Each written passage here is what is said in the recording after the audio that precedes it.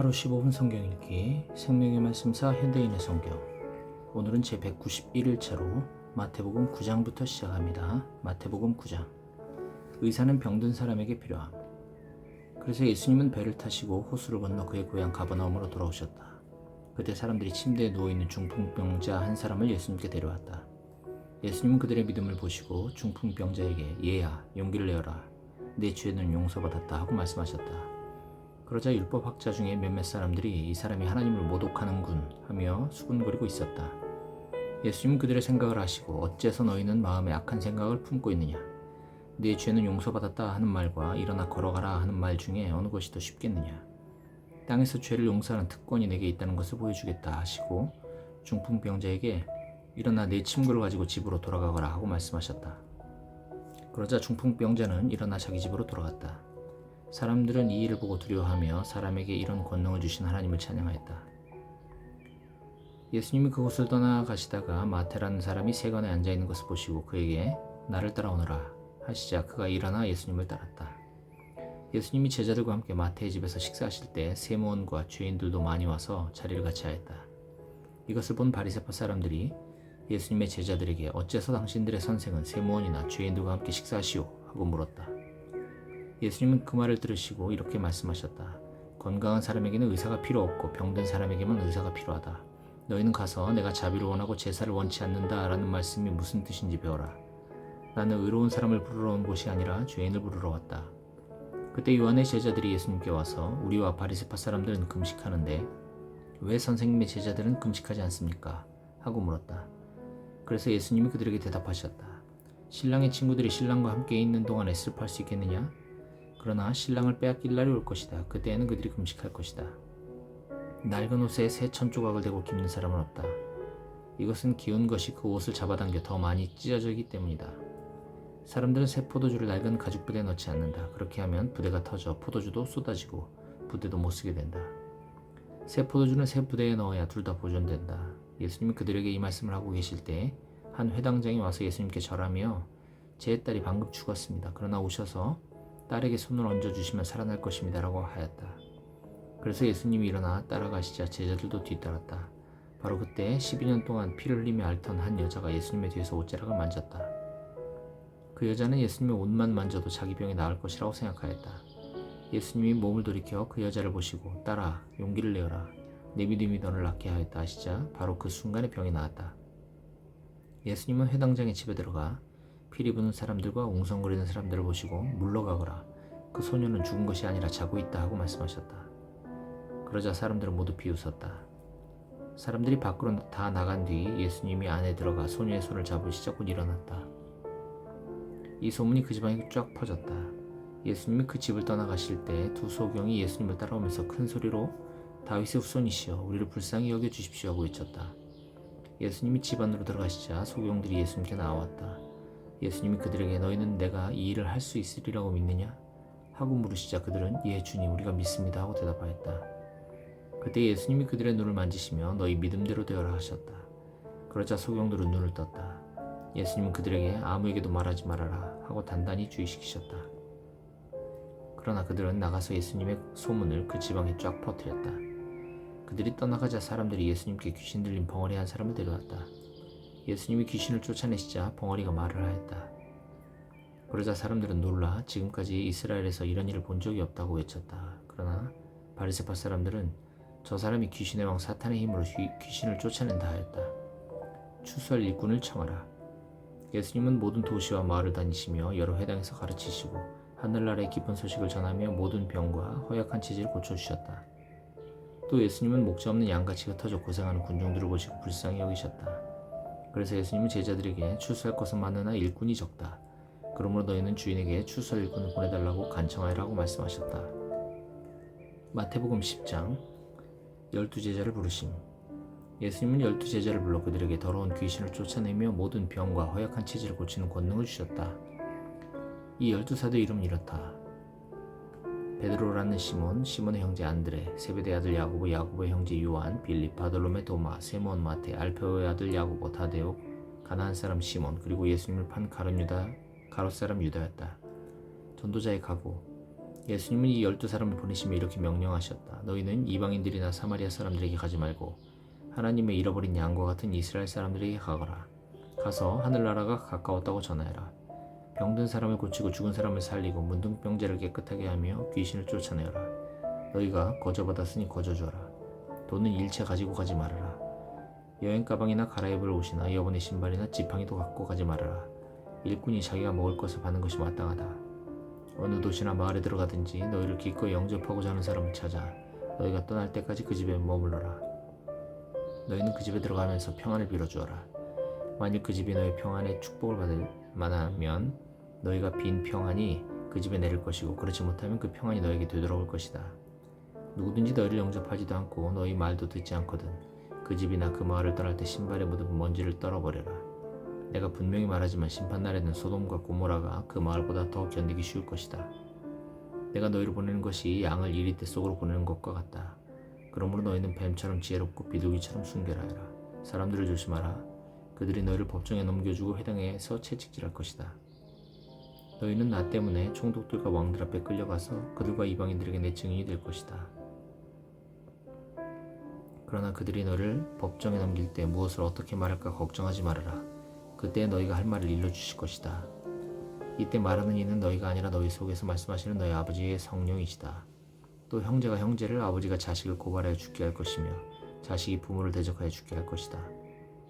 그리고 너희가 나 때문에 모든 사람에게서 미움을 받을 것이나 끝까지 견디는 사람은 구원을 받을 것이다.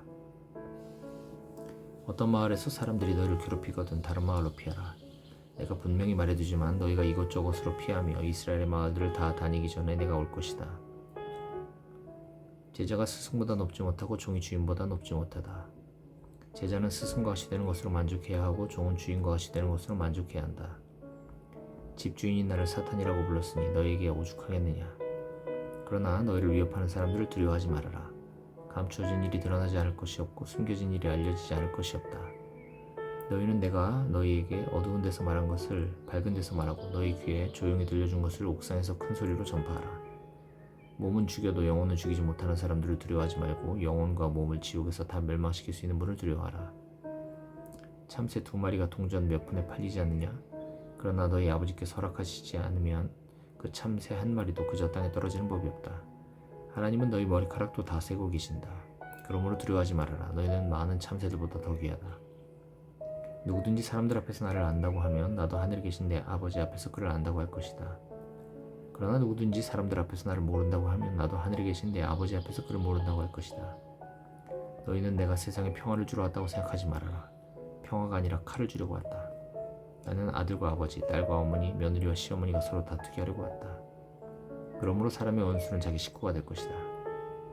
나보다 자기 부모를 더 사랑하는 사람은 내 제자가 되기 적합하지 않고 나보다 자기 자식을 더 사랑하는 사람도 적합하지 않으며 자기 십자가를 지고 나를 따르지 않는 사람 역시 내 제자로서 적합하지 않다. 자기 생명을 아끼는 사람은 잃을 것이며 나를 위해 자기 생명을 버리는 사람은 얻을 것이다. 너희를 영접하는 사람은 나를 영접하는 것이며 나를 영접하는 사람은 나를 보내신 하나님을 영접하는 것이다. 누구든지 예언자를 영접하면 예언자가 받는 상을 받을 것이며 의로운 사람을 영접하면 의로운 사람이 받는 상을 받을 것이다. 내가 분명히 말해둔다. 아주 보잘것없는 사람이지만 그가 내 제자라는 이유로 그에게 생수한 그릇이라도 대접하는 사람은 반드시 상을 받을 것이다. 마태복음 11장. 예수님과 세례요한. 예수님은 이처럼 12제자에게 교훈하신 후에 여러 마을에서 가르치며 전도하시려고 그곳을 떠나셨다. 요한이 감옥에 갇혀 있으면서 그리스도의 하신 일을 듣고 제자들을 예수님께 보내 오실 분이 선생님입니까? 아니면 우리가 다른 분을 기다려야 합니까? 하고 물어보게 하였다. 예수님 그들에게 이렇게 대답하셨다. 너희는 가서 듣고 본 것을 요한에게 알려라.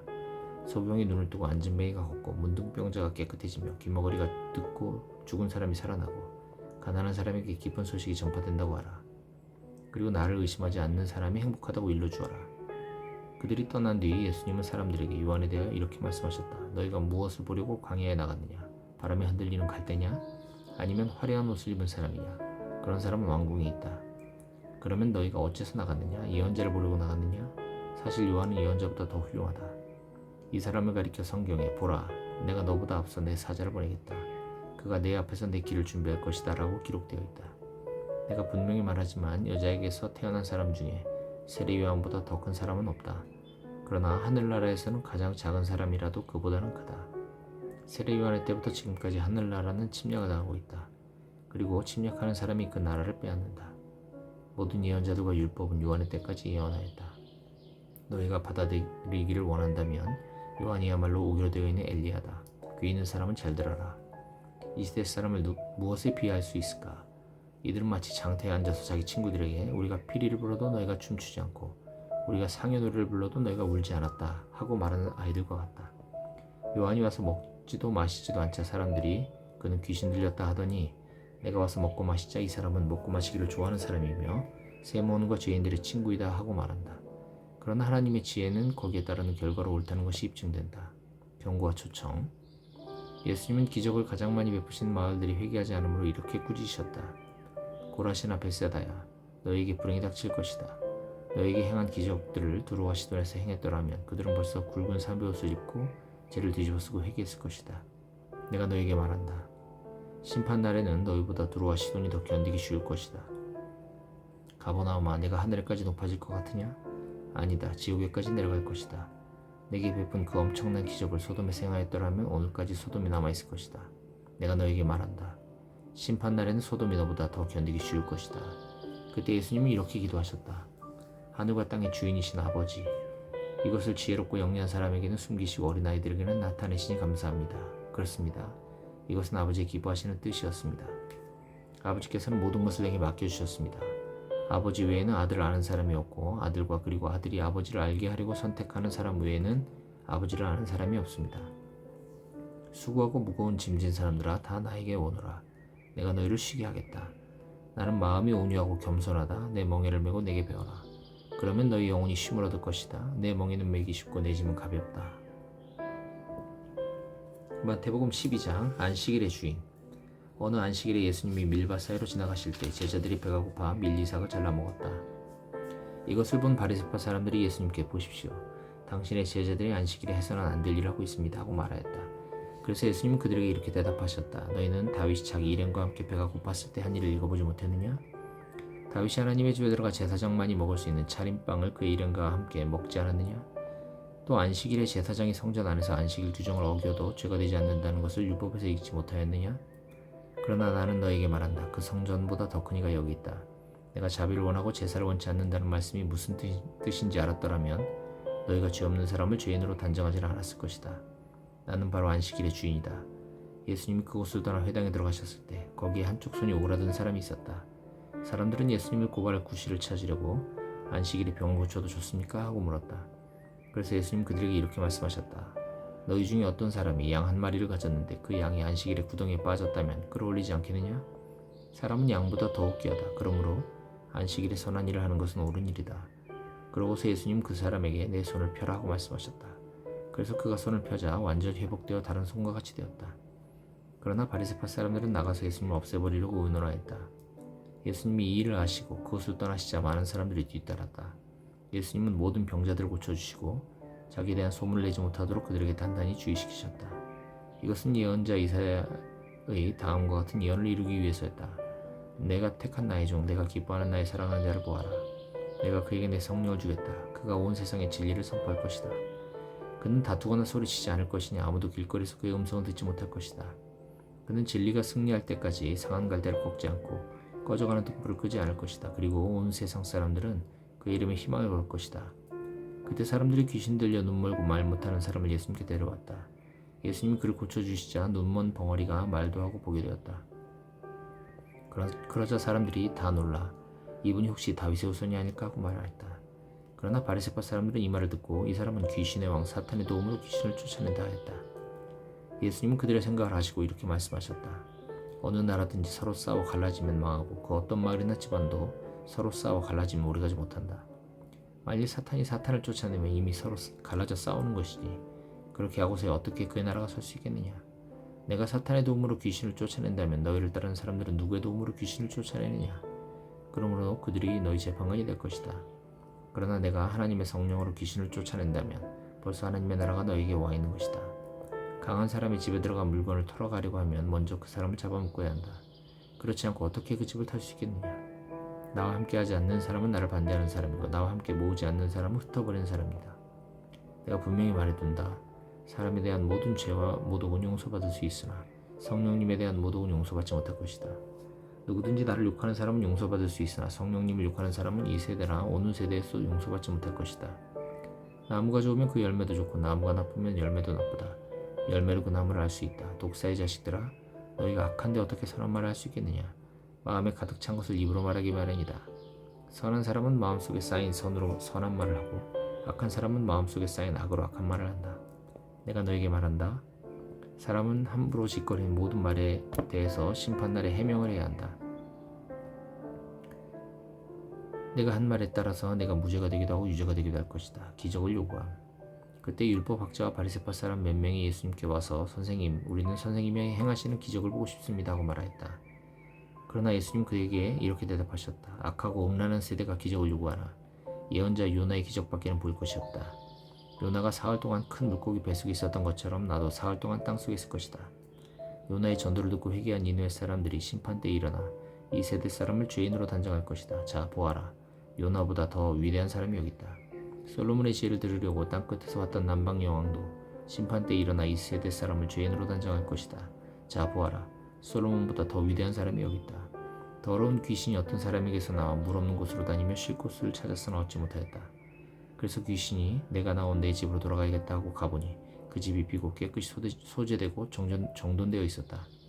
그 귀신이 가서 자기보다 악한 다른 귀신 7을 더 데리고 들어가 거기서 살자 그 사람의 나중 상태가 처음보다 더 비참하게 되었다. 이 악한 세대도 이와 같이 될 것이다. 예수님이 아직 군중에게 말씀하고 계실 때 예수님의 어머니와 형제들이 예수님께 드릴 말씀이 있다고 찾아왔다. 그래서 어떤 사람이 예수님께 선생님, 어머니와 형제분들이 선생님을 만나뵈려고 밖에서 기다립니다 하였다. 그러나 예수님은 그에게 내 어머니와 형제가 누구냐 하시고 제자들을 가리키시며 보아라, 이들이 내 어머니와 형제들이다. 누구든지 하늘에 계신 내 아버지의 뜻을 따라 사는 사람이 바로 내 형제와 자매이며 어머니다 하고 말씀하셨다.